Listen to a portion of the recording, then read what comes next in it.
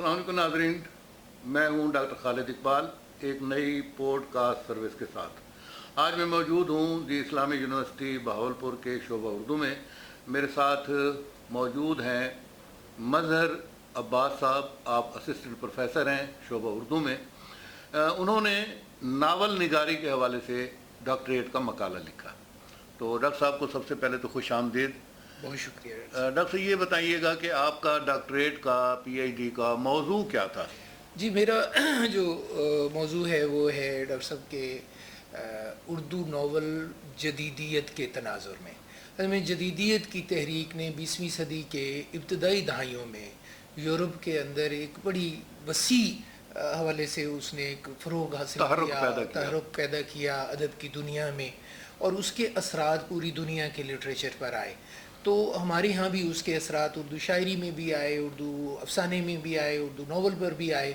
तो मेरा जो काम है वो ये है कि उस जदीदियत की तहरीक के फ़िक्री सतह पर और फ़न की सतह पर, ये दोनों सतह पर उर्दू नावल पर किस तरीके के उसके असरात उसके मुर्तसम हो, आए भी या नहीं आए। अगर आए भी मगरिब के तनाजुर में आए, क्योंकि ये तहरीक तो मगरिब की थी, और हमारे नावल निगारों ने उसको किस तनाजुर में उन असरात से असर कबूल किया और उन टेक्निक और मौज़ूआत को अपने तनाजुर के साथ जोड़ा या नहीं, ये था मेरा। तो आप अपनी तहकीक की रोशनी में आपने क्या मतलब सामने लाए कि भाई जदीदियत की तहरीक ने वाकई उर्दू लिटरेचर को, ख़ास तौर पर नावल को मुतासिर किया? बिल्कुल मुतासिर किया।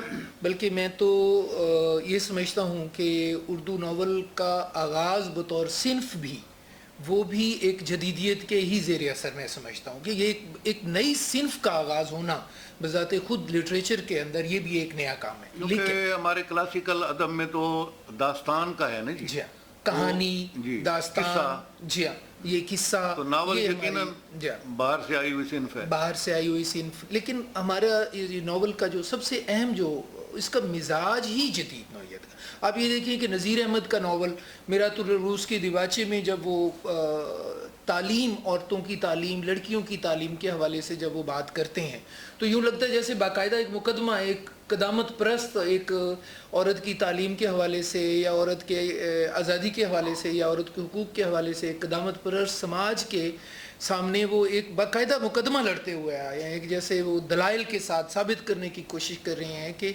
औरत की तालीम भी उतनी ही ज़रूरी है जितनी कि हमारे समाज में मर्द की तालीम ज़रूरी है। तो ये नावल की, यानी ये पहला नावल है जिसके दिबाचे में उस अहद की यानी एक रिवायती जो एक सोच थी उसके ख़िलाफ़ एक बिल्कुल नई सोच के साथ वो आ रहा है, यानी हमारा नावल आ रहा है। अच्छा डॉक्टर साहब, कतई कलाम आप ये फरमाइए कि नावल बज़ात खुद एक ज़ख़ीम मतलब किताब होती है, सिन्फ होती है। हमारे यहाँ क्या समझते हैं आपके किताब बीनी का रुझान कम हो रहा है, तो क्या रीडरशिप बढ़ी है? नावल तो ज़्यादा छप के सामने आ रहे हैं, आप क्या समझते हैं? अच्छा, ये बड़ी एक हैरान कुन बात है। हमारे यहाँ अमूमन यही समझा जाता है कि नावल चूँकि एक वसी कैनवस पे और सैकड़ों सफ़हात पर, बाज़ का तो इससे भी ज़्यादा यानी कई सफ़हात कर मुश्तमिल एक बयानिया होता है। लेकिन ये सच है कि यूरोप के अंदर भी और दीगर यानी वेस्ट की दुनिया, मगरबी दुनिया के अंदर भी नावल बहुत ज़्यादा तादाद में ना सिर्फ छप रहा है और वो बिक भी रहा है और पढ़ा भी जा रहा है, जबकि वो लोग टेक्नोलॉजी के अंदर वो हमसे बहुत आगे हैं। अच्छा, हमारे यहाँ भी ये टेक्नोलॉजी का एक जहाँ जितना ज़्यादा हमारे यहाँ फ़रोग़ आ रहा है टेक्नोलॉजी का और यूट्यूब का, सोशल मीडिया का, और उसके मुकाबले में जब मैं ये देखता हूँ कि नावल ये एक ऐसी सिन्फ है जो ना सिर्फ उर्दू में ज़्यादा लिखी भी जा रही है और वो बिक भी रही है।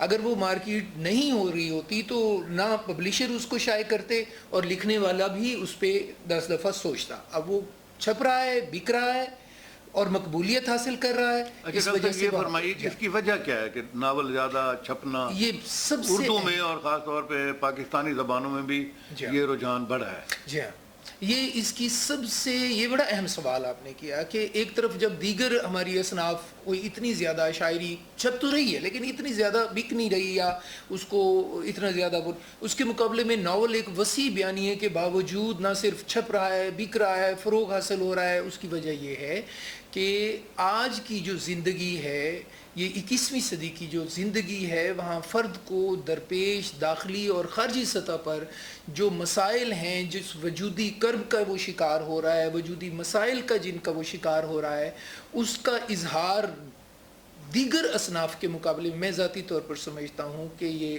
ناول ایک صنف ہے جس میں زیادہ بہتر طریقے سے، زیادہ مؤثر طریقے سے اور زیادہ قابل ابلاغ طریقے سے ہو رہا ہے، جس کی وجہ سے نہ صرف یہ ہے کہ ناول پوری دنیا میں اس کو فروغ بھی مل رہا ہے، چھپ بھی رہا ہے، اور ہماری اردو کے اندر بھی یہی صورتحال ہے کہ اس کو. جی ناظرین، آپ نے گفتگو سنی ڈاکٹر مظہر عباس صاحب کی.